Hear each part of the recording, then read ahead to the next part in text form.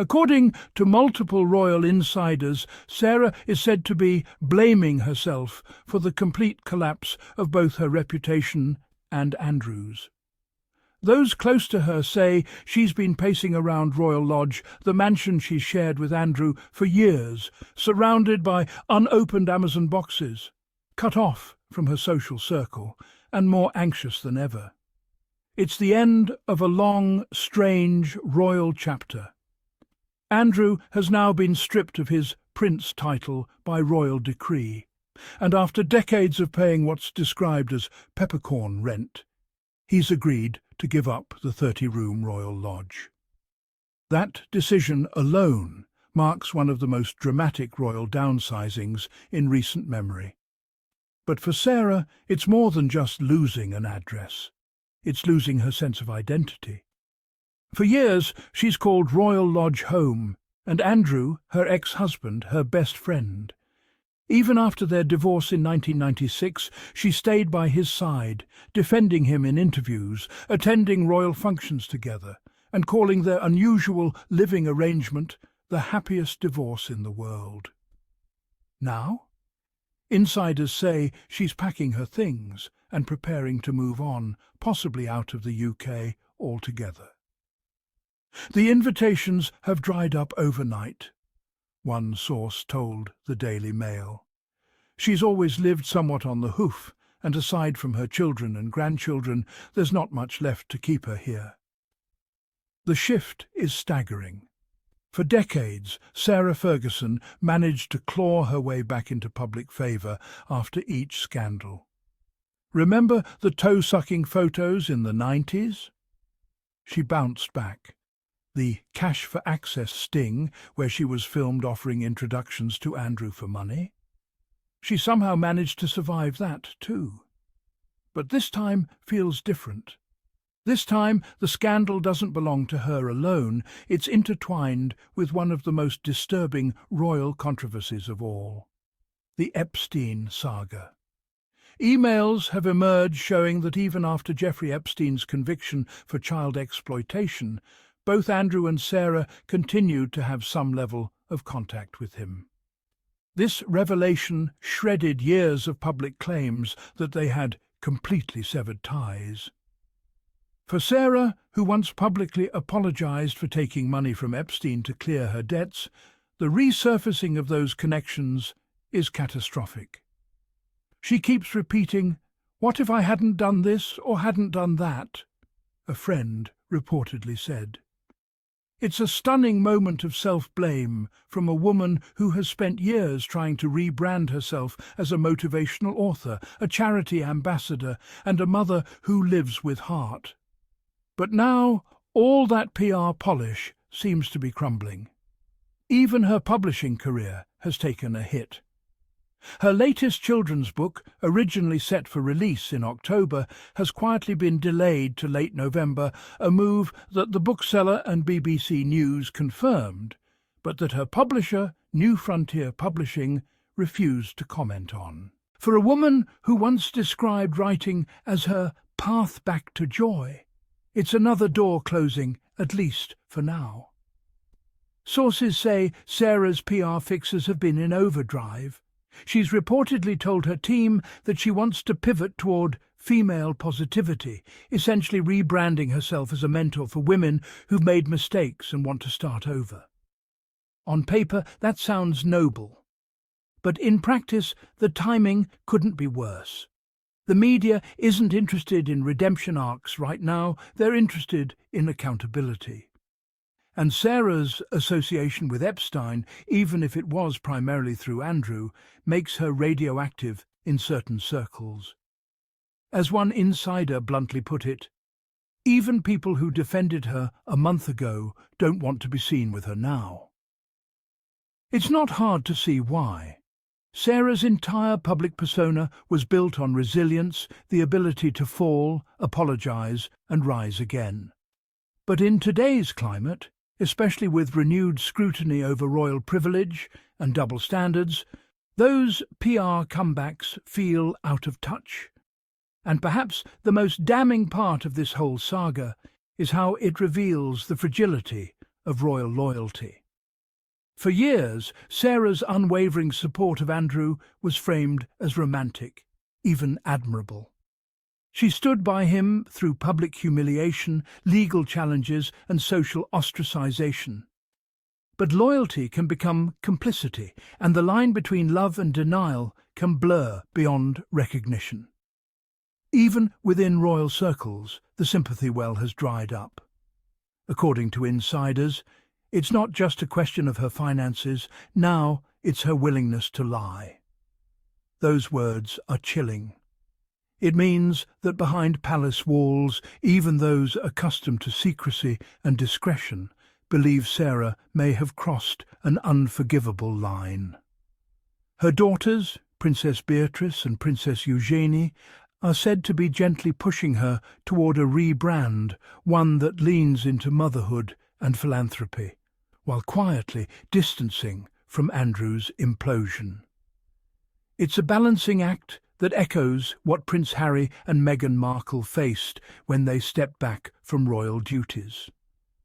The difference? Harry and Meghan walked away to protect their peace and independence. Sarah, by contrast, appears to be leaving because she's been pushed out by consequence. While the UK tabloids are having a field day mocking her downfall, there's a deeper truth here, one about how the British establishment only embraces women when they serve the institution's narrative. Sarah was always too much for the monarchy. Too outspoken, too emotional, too relatable.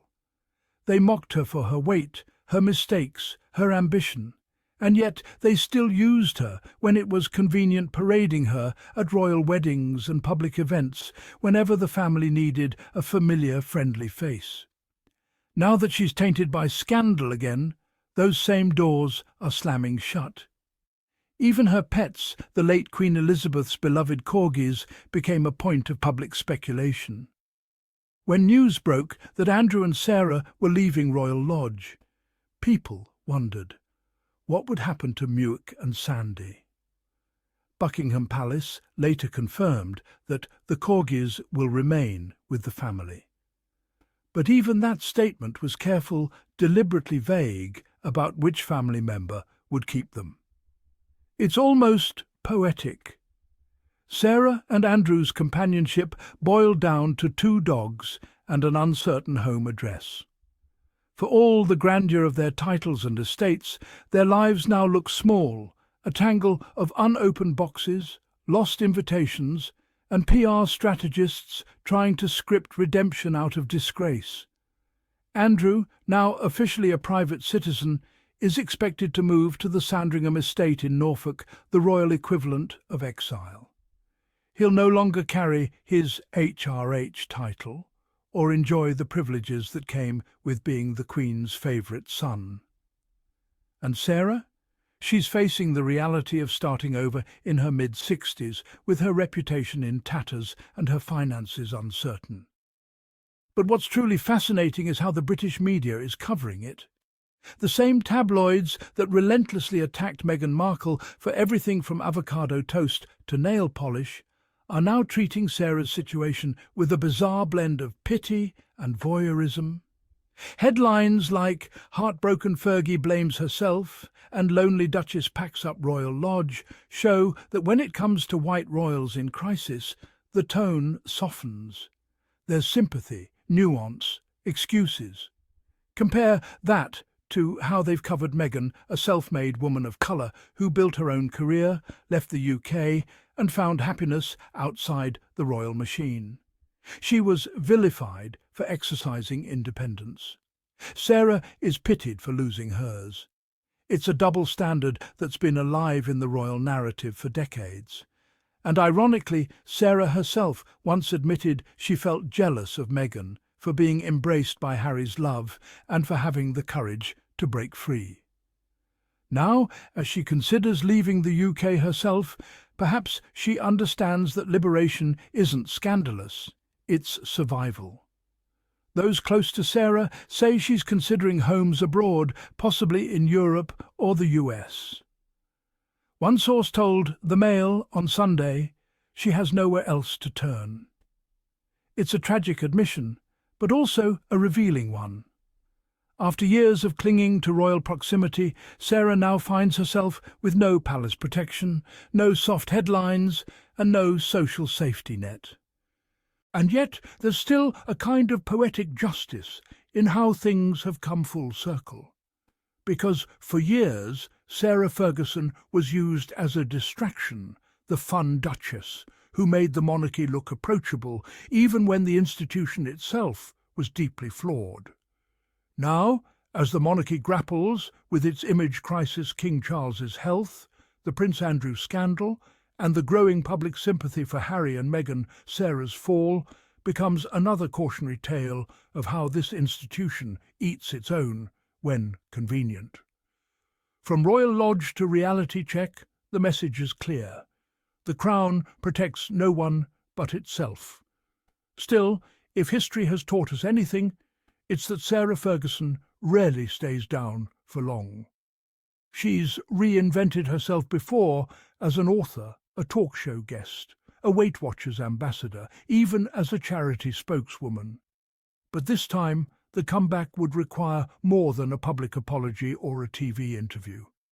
It would require honesty, the kind that royal circles avoid like the plague. And the question is she capable of that? Or will she fall back on old habits, denial, spin, and selective memory? For now, insiders say she's quiet, withdrawn, avoiding public events. There are whispers that she's been turning down interviews and telling friends she's done with the circus. It's hard to tell whether that's a temporary retreat or a permanent exit. But one thing is certain, the royal family, once her safety net, has moved on. Meanwhile, Meghan and Harry's decision to step away from that same system looks wiser by the day. They left on their own terms, with their dignity intact. They built a life based on authenticity, not royal optics. And they faced their fair share of attacks, but they did so as free people. Sarah, by contrast, stayed tethered to an institution that only saw her as useful when she played the role of loyal ex-wife. And when the scandals piled too high, she was quietly discarded. That's the hidden truth behind the royal facade. Loyalty to the crown is a one-way street. The institution doesn't save you when you fall. It saves itself.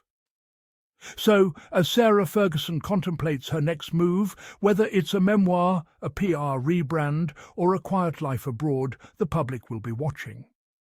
But perhaps not with admiration this time, but with fatigue.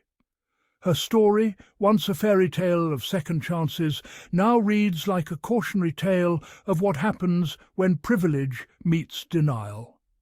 And in the age of accountability, no royal surname, not even Mountbatten Windsor, can protect you forever.